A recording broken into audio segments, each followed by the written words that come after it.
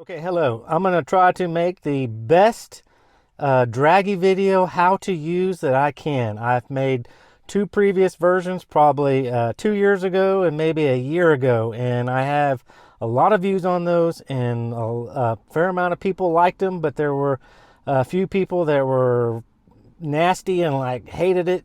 So I want to make a newer video. I've learned a lot. I think I've got a really good understanding how it works now that I've had it probably 2 years. The battery life on the Dragy sucks, period. It runs, if you charge it up and you leave it in your car a week and you don't use it, it depletes the battery and it runs down. When you turn it on next, it's red and it's low and it's going to shut off. It's pitiful on the battery, and just so pitiful that Burger Motorsports didn't include instructions. But enough of that. They suck for that, because this device is a pain in the ass if you do not have instructions. But we're going to start out to get to the point. You're going to want to go, this is an Android phone, so I'm not going to cover the Apple side of it, but you can just use it as a guide and figure it out. But the Play Store, you're going to go to the Play Store, you're going to open that up, and you're going to search for the Dragy GPS device. Once you see that there, you're going to click on it, download it to your phone. It's going to look like this right here. Hopefully I've already made one video and it didn't show up good enough because of the brightness of the phone in the dark car. But the blue Dragy icon right there. So once you have got that on your phone, you're going to need to link the device, the little black box that comes in the box for the Dragy device. You're going to want to Bluetooth your phone app to the device. So how you do that is you go up to your Bluetooth and hold the Bluetooth down, and that's going to take us to the screen right here, and it's going to come down, and this is going to go to your DRGUS and some numbers, I guess, that identify your personal device right there. But you're going to click on that device, and it's going to link to the little black device that you got, that's actually going to register the satellites. But we're not going to do that because I already did it. But we're going to go back, and we're going to go ahead and open the device here now. I just want to say real quickly, very, very important, that your little black device is what I'm going to refer to it. That needs to have a clear upward view of the sky. So up here in your dash, not on the tip of your dash or right here in the car, that's going to hit up, where your mirror is. You want it to put it up here in the front where it has a clear 360-degree view, or not, a wide view of the satellites.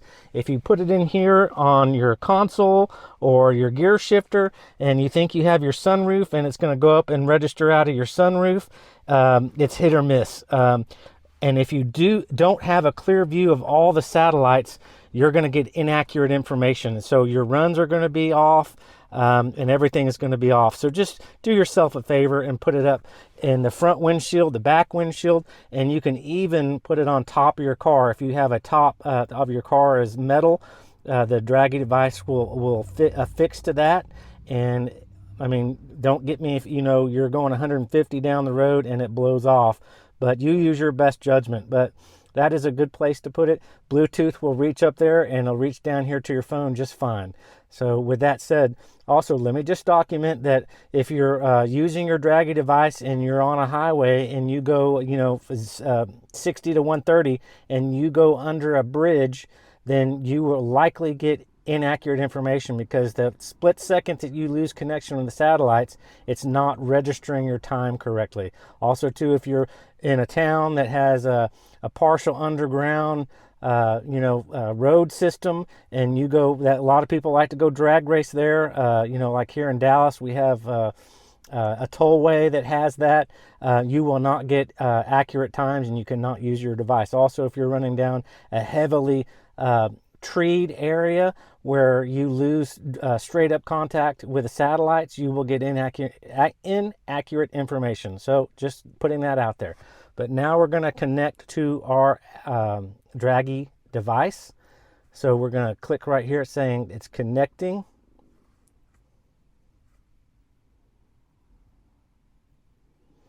And next it should register. It'll give you a message, and hopefully you can see that.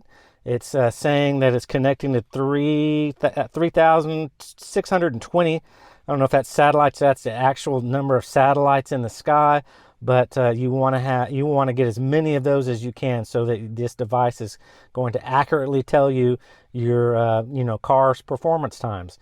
Very, very important. This is a highly, highly accurate and the most modern way to measure performance parameters of the car: 0 to 60, 60 to 130, so forth, quarter mile, 1/8 mile. This is the go-to device now that surpasses all those other ones in the past. But now that we've got the app open, I'm not going to cover the video side of it, because the video would be too long and people would complain and bicker and just be a-holes. So we're just going to focus on how to use this app. Over here in this little section right here, we've got the battery percentage that you have left. We got your Bluetooth signal. We got the number of satellites. This is also, when you click on that, this is going to bring up another screen. It's going to tell you to turn the app off, and it's going to conserve your battery power. Also, too, you've got to exit out of this screen, and the little red LED that turns red or blue will actually turn off, and it'll go into shutdown mode, and obviously save a little bit of battery. But it runs through battery fast. Okay, so we've got that down. We've got a go button and we've got a me, and these are the important buttons. The one right over here on the far side, and the one right here. So let me just, I did a couple of runs, I just driving the car normal, because I was not, trying to impress anyone with numbers. So we're going to go to me, and here we have a whole nother screen. So you can go to units is important to go to, because hopefully you will be able to see all this. This is where you will select what parameters you want to be recorded. There's a few of them.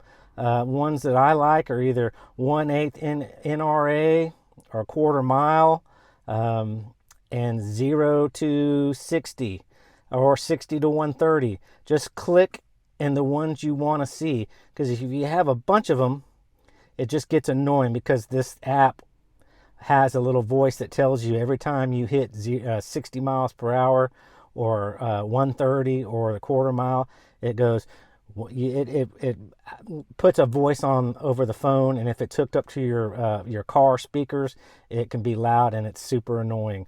But this is where you select. You can also do the temperature in Celsius and the unit in metric, but we're going to go back. You always want to hit the back button. So that was units. There is a video section, but when you want to find out your times that you've already run, this is the screen that you're going to go back, and you can go back and look at your times. Say you have 15 runs and you want to go back and share, or you want to look at and analyze. This is where you're going to go. So you're going to go to history, and these were the parameters that I just had set for making this video, but I was more interested in 0 to 60. So come over here and click that, and it brings up the date and the time the run was done. Let me make sure my phone is exposing that correctly. We're going to click on the time, and then that's going to pull up the portion that is helpful and tells you all the detailed information. I also just want to share a couple things about this screen that are the very key and important. The 0 to 60 with the 1 foot right there, that is like a track. If you're at a track and it uses rollout, all the United States tracks pretty much have a rollout timer, and so the timer starts after the car's already rolling 1 foot. So if you want to compare your number 0 to 60 or a quarter mile to a track, then that'll be the time. But normally, just 0 to 60 is going to be without rollout, and that's accurate on the street. I kind of just consider, the track 0 to 60 with rollout kind of cheating, because the car's got a big advantage and you're going to run lower numbers. So you got to compare rollout with rollout and non-rollout with non-rollout. But also, too, up here, just to point out for people that are new, we've got the temperature. The warmer it is, the worse your car is going to run. It doesn't matter, turbo, supercharged, whatever it is. It's just a fact of life. And then here we have elevation, and then here we have DA. The higher the number of the DA right there, Dallas is usually between 2,500 and 3,500. That is high. Your car's going to run like shit and your times are going to be low. If you live up in the Northwest or the Northeast and it's low humidity and weather is really good, you step outside and it feels wonderful, it's going to be more towards the 600, 0. I've even seen a lot of people that get their best times with negative DA. Negative 1,000 DA is phenomenal. Here in Texas, Dallas, Houston, we're lucky to get down to like 500 DA. So that's important to know. Those are important numbers to know. And, the 0 to 10, 0 to, 120 quarter mile times. But that's important to know. So to get out of this, you go to the back arrow, and then you go to the back arrow, and then you go back arrow again. And then to get back to your countdown, you go to go. And then the important feature of this app, which if you didn't know, because they don't give you instructions, whenever you come to 0, the app resets. And so when you are racing, your next run 0 to 60, it's going to record that. But if you come to a stoplight and you're just waiting for the light to turn green, and then you just roll out and drive normal, then it's going to record that too. So it's going to record every time you go to 0. So again, you're going to go back to me to check your times out, and you're going to go to history. And then this is important to know.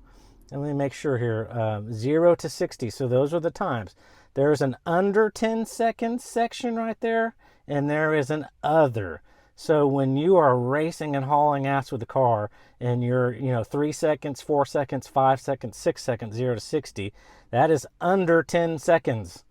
If you are over that, say you're just driving casually and you have your app on and it's recording all the runs every time you come to 0, it's sticking that in the other folder. Your fast times or faster times are the under 10 second section, and all the other trash goes in other. So that's important to know. Also, the app seems to be pretty finicky on which item you click. See right there, I don't need to rename, but it seems pretty easy that you click on that and get some, see the time, but you actually need to click on this time. So if something is not functioning right for you and you're getting frustrated, try tapping on something else on that line. I'm not going to go into because the video will be way too long, but it's really sensitive on where you touch to where you want to go. But we're going to get back out of that. Remember, hit back. I don't necessarily recommend hitting the back on the phone, but again, here we are at your personal page. You can set up in your garage, you can set up your car, you can upload a picture of your car, you can put the details of your car, notifications, if you get updates and notifications from the internet. And history, remember, is the history of your runs. And then you can even go into settings and put mile per hour or kilometers. Just experiment. I'm not going to go into that because the video, again, will be too long and people would bitch and complain. And then if you want to get back, remember you can go to go, and that'll take you to your screen here.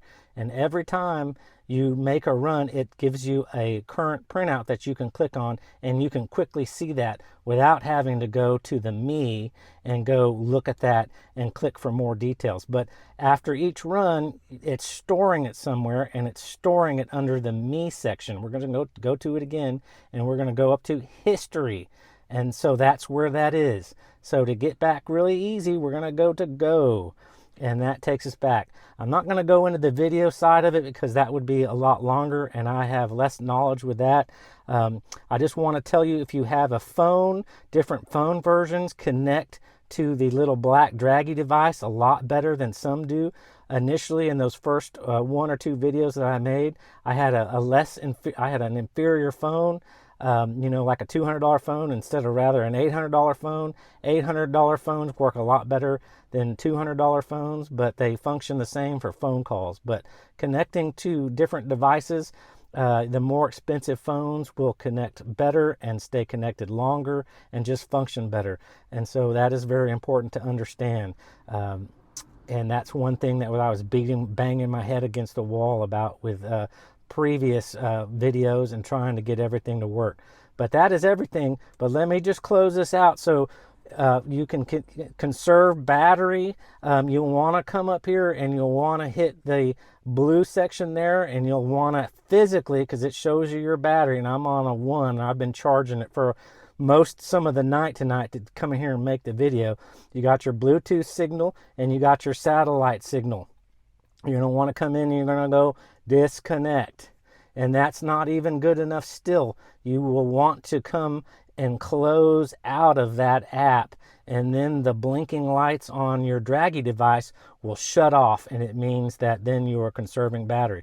But remember, if you charge that Dragy device up, the little black device, and it uses the lesser quality or the older model, I don't know if it's USB or what's the latest UBC, but so it's the older version, and so you got to have different cables for different devices, and most of the devices now use the more modern ones, so that's another sucky thing. But you'll actually want to close out of that and conserve, but that device will continue just sitting in the car. It'll burn through the battery. So just take my advice. If you're going to be counting on your Dragy device, charge it the night before you're going to use it, or the morning before you're going to use it, so you have a fresh charge, so you're not pissed at the device, because it's a little bitty battery and it doesn't last very long. Other than that, I hope everyone found this video more helpful, and if you didn't, then blow me. I tried to do my best, and hopefully this will help someone to use this device, because it comes with 0 instructions, which is a major pain in the ass trying to figure this out on your own, or if you don't have a friend close to you that can show you. Other than that, have a great day, good night, and I'll catch me on another video if you want. Okay, bye-bye.